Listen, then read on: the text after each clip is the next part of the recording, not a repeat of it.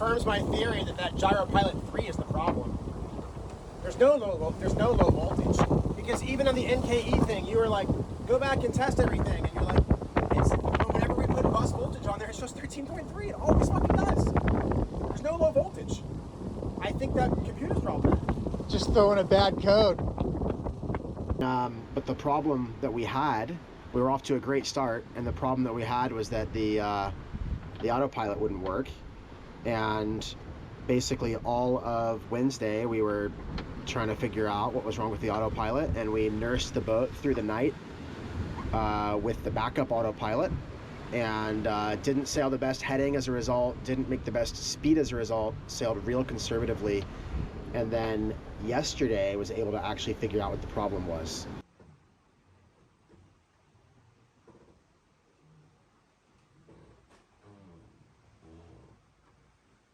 Just off the coast of Newfoundland, at the southeastern corner of Newfoundland, got the fractional 0 up, it's light. Newfoundland is that way, Spain's that way, Maine's like that way. Yeah, super foggy day, breeze is a little bit lighter than expected, but kind of for the first time of the trip, we're just pointing the bow for Spain and trying to actually make miles to Spain.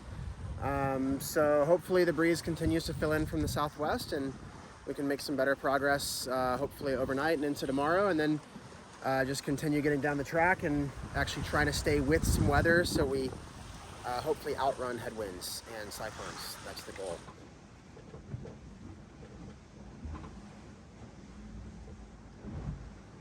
It's like, I don't even know what day it is. I think it's Tuesday, September 12th.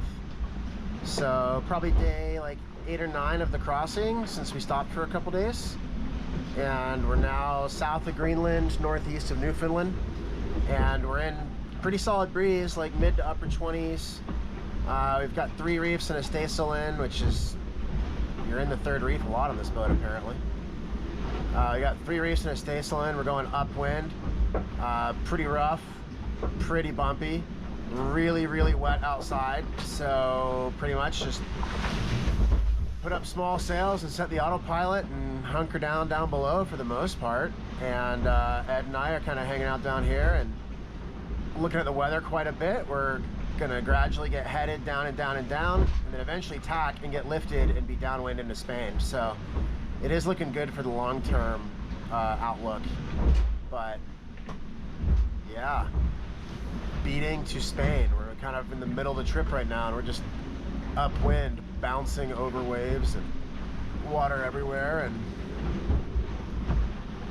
a little bit nerve-wracking, just hoping we don't break anything. A lot of big pounds, but boat's feeling pretty solid. So here we are. It's been a pretty humbling couple days. Been going upwind and quite a good amount of breeze, and this morning we had an issue with the staysail. We couldn't get the staysail down, and we found out that the halyard had jumped over the shiv. Didn't really even think that was possible, but it is apparently with our current setup. So Ed cranks me up the rig to the second spreaders, and I had to cut the sail away, or cut the halyard away. The sail came down. We did a little bit of damage to that sail trying to get it down before that. Very humbling couple days. Morale is a little bit affected. We're both kind of, Ed's laughing right now. Morale's a little bit affected. It has been very rough. It's been very uncomfortable. It's been very gray, wet, cold. It's been a really challenging and humbling and slow trip thus far. We're right at about the halfway point to Europe right now. We're dodging cyclones. We've already stopped into Nova Scotia to dodge one of them. We're gonna tack tomorrow and hope this thing doesn't change its mind and try to avoid another one. But we even had the talk this morning. We're like, well, do we just go to the Azores? And the answer was, well, if we go to the Azores, we're gonna get hit by a cyclone. Well, do we turn back to Newfoundland? Well, if we turn back to Newfoundland, we're gonna get hit by a cyclone. Okay, so we'll go to Spain, in which case we still might get hit by a cyclone. So it's just, This has been by far the most complex navigation I've ever done. As you can hear, the boat's moving and bouncing around, and there's a lot of water, and it's just very uncomfortable and very humbling and challenging, and a lot of stuff that needs to be improved upon before I go race this thing around the world. But it's nothing that makes me want to quit yet. But you know, it is humbling, and there's some things that need to be improved upon. So we definitely have our work cut out for us, but if this were easy, everyone would do it, right?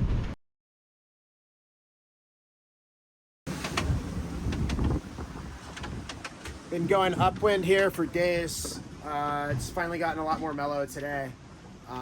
We were in just really horrendous sea state the last couple days. I guess because of all these cyclones and low pressure systems that are around, but there was just a lot of swell from a lot of different directions, and it was also like gray and pissing down rain. It was just very, very, very uncomfortable, unfortunate conditions for a few days. So we're about 1,230 miles out from A Coruña right now. We should, in theory, like pretty soon, we should get really, really headed and then tap and then just get lifted and lifted and lifted until we're downwind. So we probably have like another, I don't know, day and a half of upwind, but at least it's way more moderate than it was. And then we should have, yeah, hopefully 3, 4, 5 days of downwind, 6 days of downwind, whatever, into the finish. And hopefully we're there in under a week, I hope. It's been a slow trip. It's been slower than anticipated. It's been challenging and humbling and uncomfortable, but we had some issues with the boat, and but we're getting there, and hoping to get the boat in there just in good shape, in one piece, and go back to work for a month and get ready for the start. Huge shift in the weather today. We were like upwind for several days, sort of along with this little low pressure system. And now we're actually going around a high. So you can see there's a high pressure zone basically right over here. And we are being lifted above the high pressure zone more and more that direction. And then eventually the wind will keep going and will no longer be upwind. Right now we're upwind in very light air, but we'll no longer be upwind. And then we'll be headed to Spain, and we'll have some downwind sailing, and we'll have some good reaching. So we're at this huge kind of like transitional point in our trip. You know, we had the beginning part off the coast of Nova Scotia and Newfoundland, and Maine, and then we had really the middle part, which was pretty rough and pretty gray and really uncomfortable and very wet and upwind. And then now we're getting into this kind of final third-ish, and looks like we should have downwind conditions. Very, very mellow sailing. This has not been a fast day because we are kind of rounding the edge of this high pressure system, so it's been very light wind. Here's a little Saturday afternoon update. As you can see, we're moving a lot better now. We're consistently doing 10, 11, 12 knots, and that's with a reef in the main and the big jib kind of broad reaching in 20. And we're 500 miles north of the Azores now, so we are beginning to cross the longitude of the Azores, starting to feel like we're definitely a little bit closer to Europe. We are well under 1,000 miles to go now, 900 something miles to go. We're pretty happy with how we maneuvered around that last 2 weather systems and where we positioned ourselves. Pretty happy with our position. We should have a relatively pretty quick run into Spain. We're going to favor starboard jibe to move a little bit further south. We don't want to be too far to the north because we're going to be coming in probably in a lot of wind from the southwest. So I don't want to be too far north and have to come up on the breeze more. But I think we'll probably come into Spain with very small sails up, probably going pretty fast right at the mark. Things that can be worked on better, but the charging system is working well.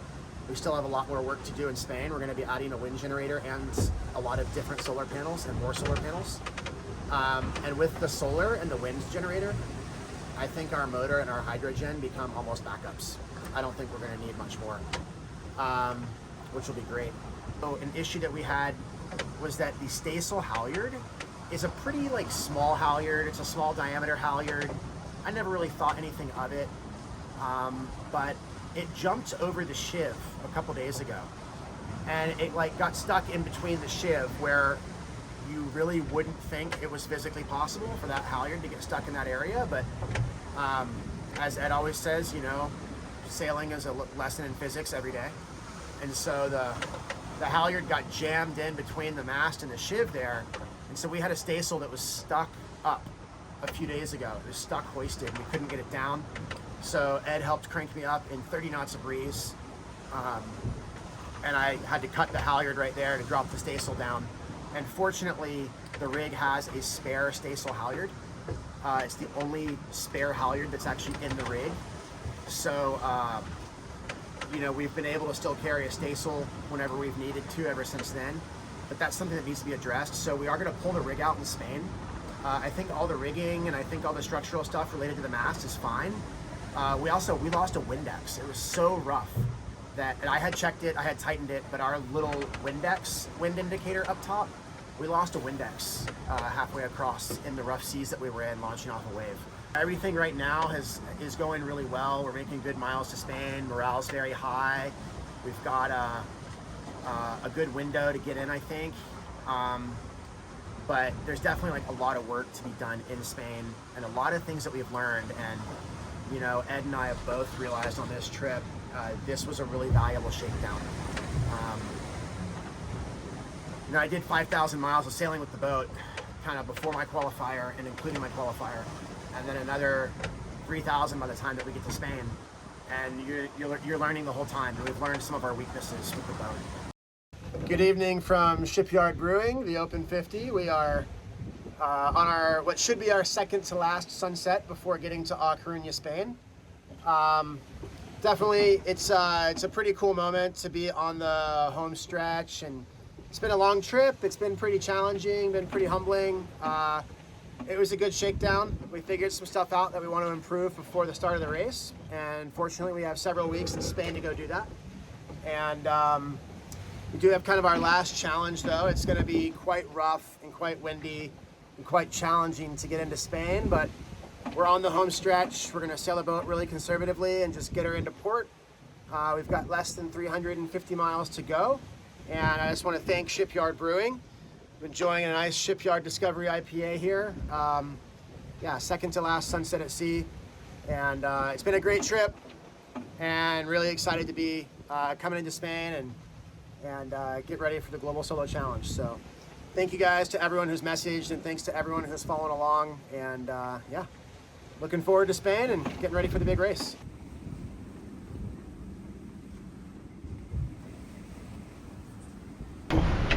Definitely a theme of this trip was just very, very complex weather, and so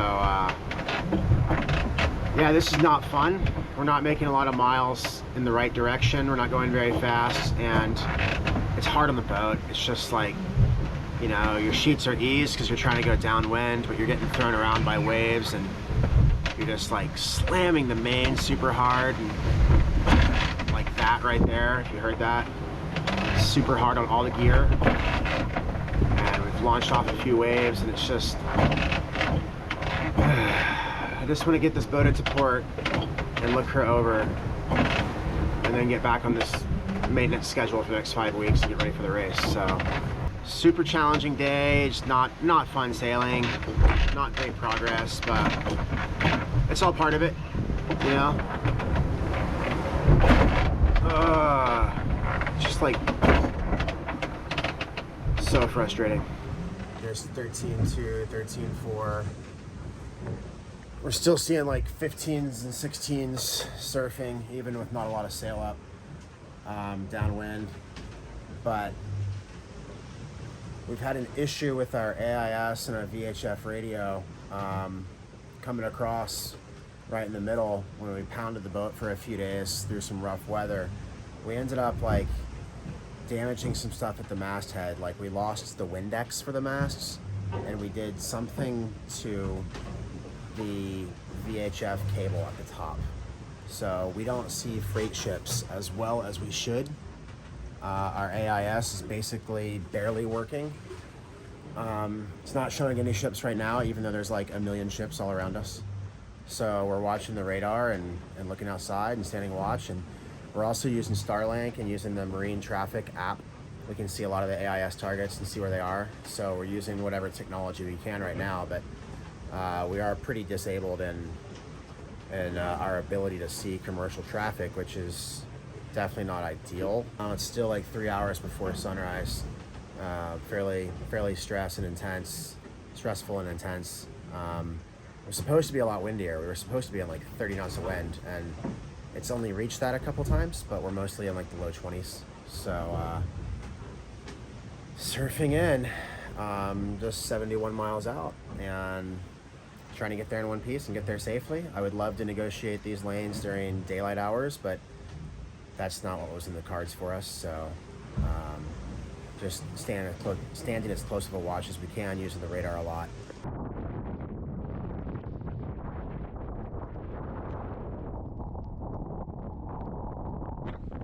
End of the trip, across the Atlantic. Oh, orcas. So it's But wait, there's more. It's the final night of the delivery, we think, on Shipyard Brewing. Myself and Ed McCoy. Cheers, baller. Thanks for joining on the trip. Not a problem. Just got some interesting news. Yeah, what was that? Orcas off Portugal. What happened? Bit off a rudder off one of the competitors just 2 days ago. Was it 2 days ago?